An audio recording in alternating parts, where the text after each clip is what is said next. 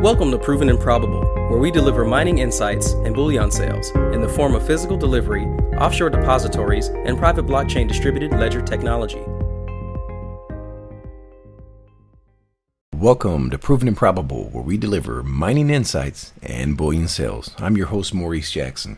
Joining us for a conversation is James Pettit, the President, CEO, and Director of Aben Resources.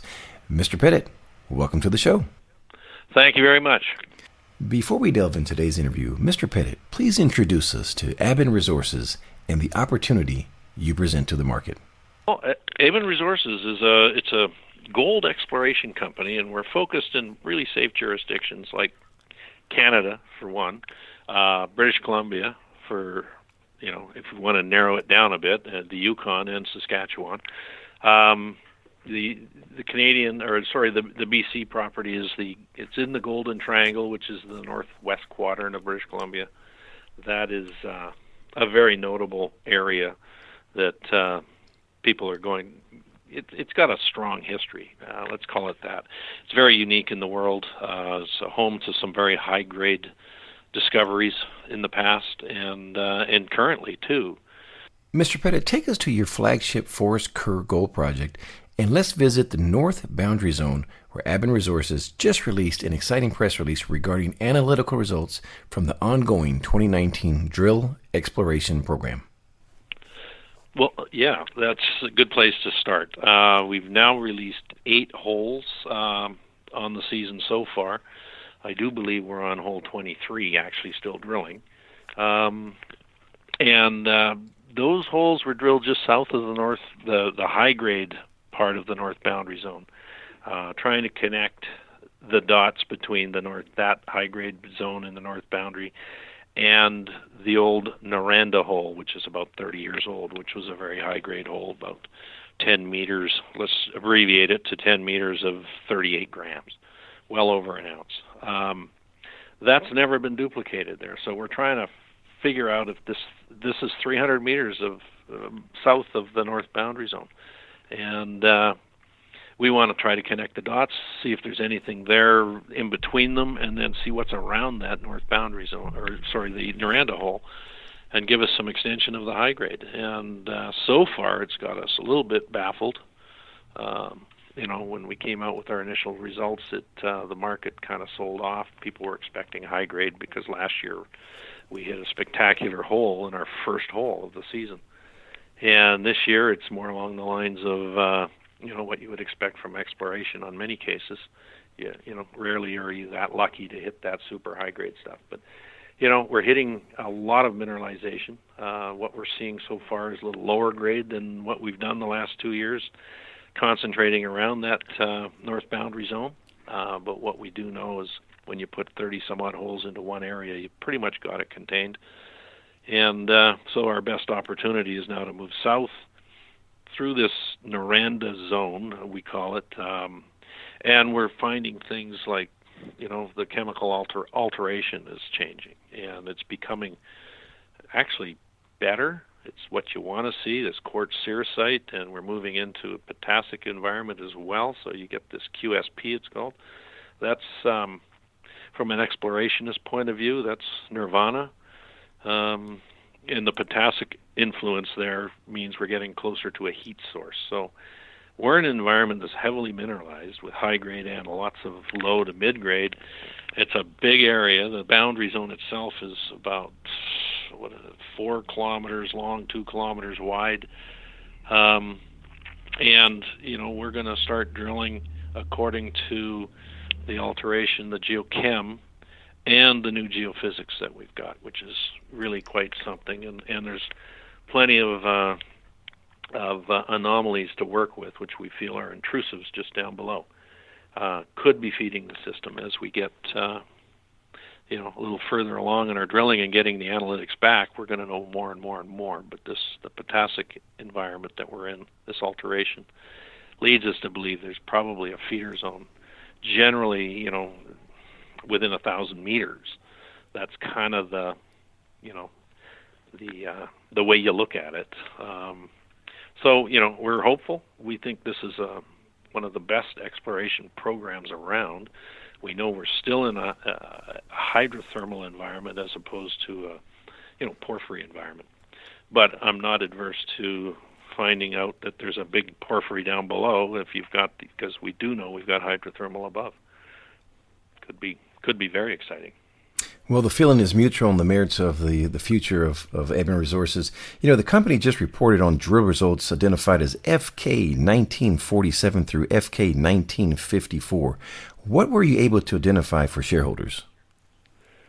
Well, those in particular, it's given us a pretty good read of, based on the alteration, we can see a bit of a change in the mineralization. It's a little more polymetallic. We're getting not just gold, copper, we're getting silver in there as well.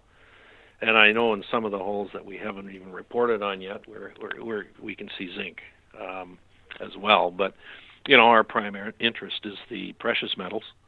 And, we did hit some high-grade sections in these holes. They weren't spectacular like, that 1 meter of 300-gram stuff. We had, 18 gram. And those are really good, and that's keeping the hope alive. But I think we will hit more high grade as we go forward.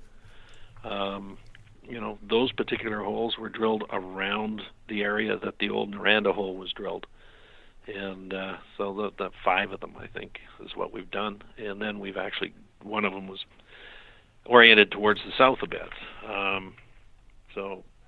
It's just showing us that the mineralization is extended. We keep hitting it. So, like to hit the high grade more often, of course, but whatever. We'll take what we get as long as we learn and know more and more and more. Well, there's nothing wrong with continuity either. Oh yeah. I mean, if you look at that on our news release, the second map, which shows the mineralized event in each hole, you can kind of see the trend. I mean, it's widely mineralized. The whole area we're in is in excess of, I think on that chart, it's about 500-600 meters long, and every hole is full of mineralization. Yeah, Mr. Pettit, while you're actually referencing that, can you walk us through the map, please? Yeah, sure. The first one that we're looking at is the whole area, the Golden Triangle. We're the yellow, long, narrow yellow property in the middle of it. And that's long and narrow because it's following a major fault. You can see it from space. It's that pronounced, and it's considered one of the engines of the whole area. And you need that. You need this massive structural feature, and that generates a lot of fluids into the area, and the fluids bring the gold, the precious metals with them. So we staked 3 large claim packages, which that's what they look like when they're all put together. The next map down, with the black lines on it, those are drill holes. The first, you can see the upside down V at the top. We're trying to fill a gap there in the north boundary zone, and didn't come out what we thought it would. So we've obviously hit the outer limits of that north boundary zone. Everything inside it, those red dots are where we drilled from, the platforms, and inside that is the guts of the really high grade that we hit the last couple of years. And then as you move south, that long, the long line is actually 2 holes, one below the other, and that cuts across that Noranda zone.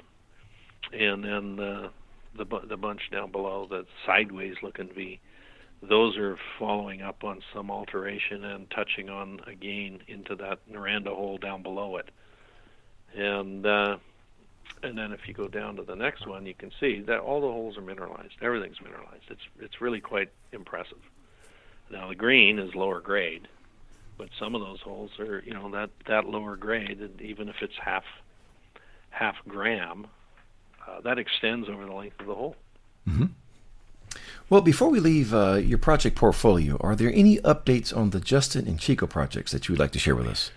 Well, other than what we put out, got to tell you, I wasn't overly joyed by the results when we finally got them. It took a while to get them. The RAB drill we were using, which is a rotary air blast drill that it can give you results relatively cheaply. The one thing about these percussion type of drills, it's got to be dry. And the environment we were drilling in, it turned out to be a lot of alluvial water underneath. And that might have made it a little more difficult to get proper assays, because if there's water in there, this isn't solid core, it's crushed, it's pulverized, and if there's any heavier metal in there, then there's water, it'll all drift to the bottom.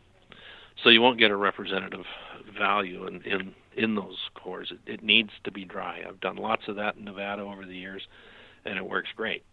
Then every now and again, when you need geology, you put a diamond drill hole in, and it gives you some really good geology of what you've been drilling.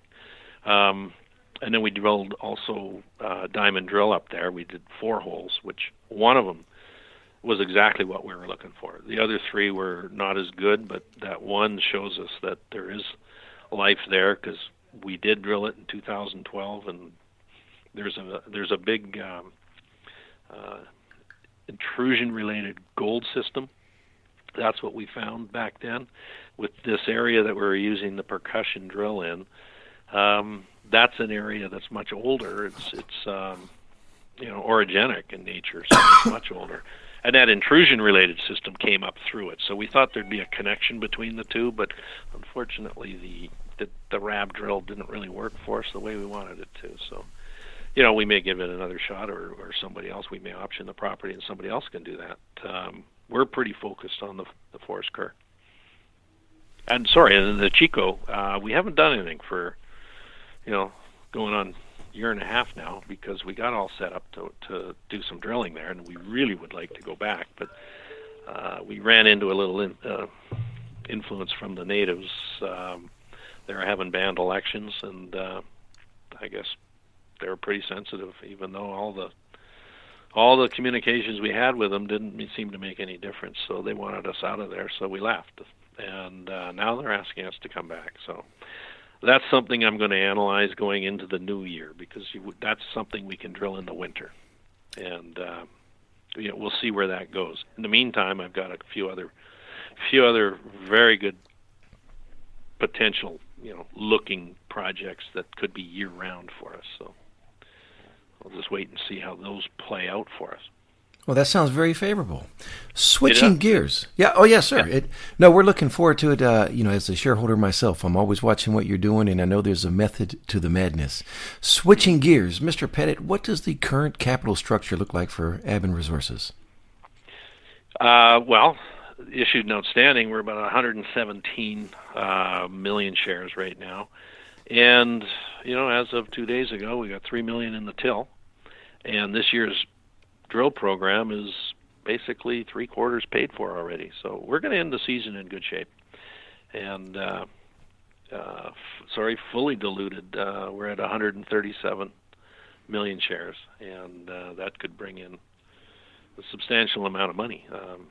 If we get the stock back up to where it was, if we hit a high-grade hole, like we've got, I think, 17, 18 more holes to report on, we could easily get a lot more money taken down in warrants. For our audience members, a buying opportunity is when the thesis makes sense and the price is low, and that's exactly what we have right here. The company recently had a sell-off for no material reason, and we look to be active buyers at these prices. Did you want to make any comments, sir, regarding the current movement?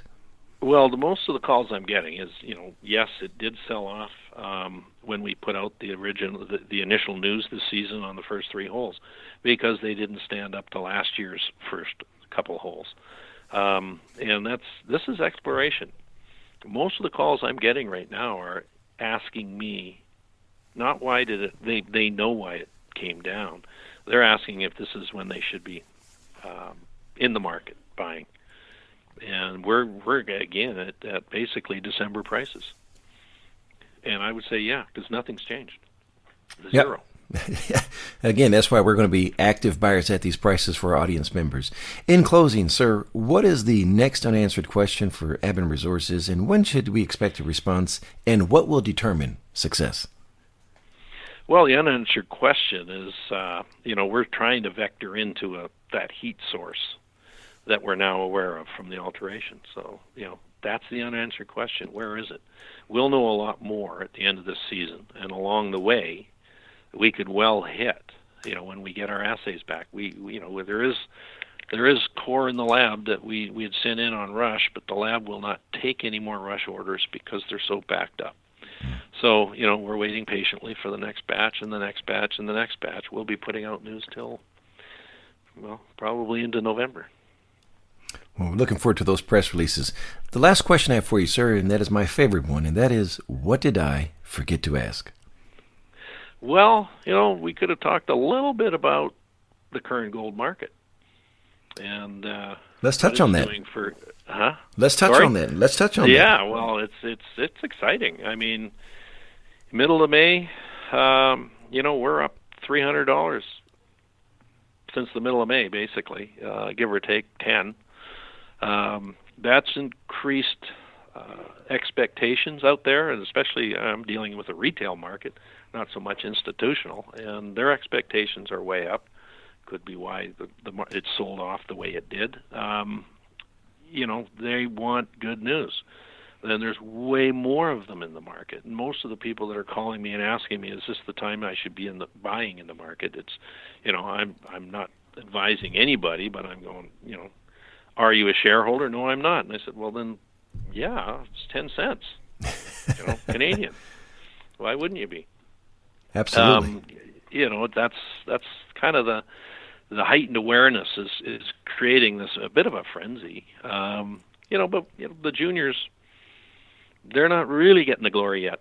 That'll come. The mid tiers are starting to move, and the majors are getting big price swings up. Well, Prudent Capital is moving your way, sir, because I'm heading your way to buy additional shares. As I've said this earlier, we're looking to be active buyers at these prices. Mr. Pettit, for someone listening that wants to get more information about Aben Resources, please share the website address. Resources.com. It's a really good website, too. There's a lot of info on it. For additional inquiries about Aben Resources, please call Don Myers at 604-639-3851. That number again is 604-639-3851. He may also be reached at info@abenresources.com. Aben Resources trades on the TSX.V symbol ABN and on the OTCQB symbol ABNAF. Aben Resources is a sponsor of Proven and Probable, and we are proud shareholders for the virtues conveyed in today's message. Before you make your next bullion purchase, be sure to call me. I'm a licensed representative for Miles Franklin Precious Metals Investments, where we provide a number of options to expand your precious metals portfolio, from physical delivery, offshore depositories, precious metal IRAs, and private blockchain distributed ledger technology. Call me directly at 855-505-1900. That number again is 855-505-1900. Or you may email Maurice at milesfranklin.com. Finally, please subscribe to provenandprobable.com, where we deliver mining insights and bullion sales. Mr. Pettit, thank you for joining us today on Proven and Probable.